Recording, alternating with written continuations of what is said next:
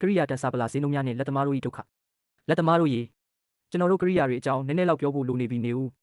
အလုပ်ကိုနောက်ကျမှရောက်ပြီးအိမ်ပေါ်ထပ်မှာခိုးအိတ်တက်တဲ့လူအကြောင်းပြောတာမဟုတ်ဘူးနော်အလုပ်လုပ်ဖို့တကယ်လိုအပ်တဲ့ပစ္စည်းတွေအကြောင်းပြောတာပါအခုတလောသတိထားမိကြလားမသိဘူးကရိယာတန်စာပလာတွေရဲ့ဈေးနှုန်းကလုံးဝကိုယူသွချင်စရာကောင်းနေပါပြီ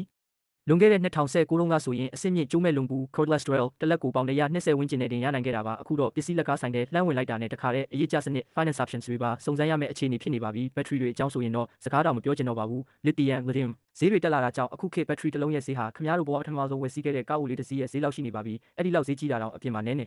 အလေးအေးလာတာနဲ့စက္ကန့်ပိုင်းအတွင်းအားကုန်သွားတတ်ပါသေးတယ်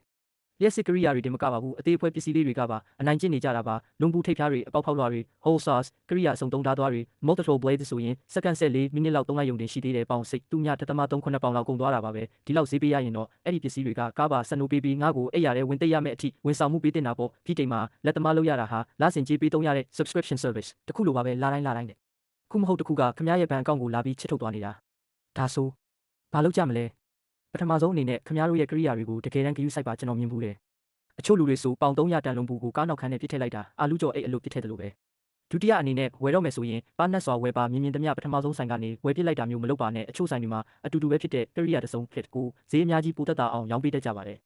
တကယ်လို့ခင်ဗျားနေတိုင်းဝယ်နေရတဲ့ပစ္စည်းတွေအပေါ်မှာပတ်စံတကယ်ချွေထားခြင်းနဲ့ဆိုရင်တော့ Grafton မှာအကောင့်ဖွင့်ထားဖို့လိုပါပြီးလက်သမားတွေအတွက်တီးတန့်ထုတ်လုပ်ထားတဲ့ short ဈေးတွေအထူးခွင့်ရေးတွေနဲ့အယောင်းဝယ်အစီအစဉ်ကောင်းတွေရှိပါတယ်ဒါနဲ့စကားမဆက်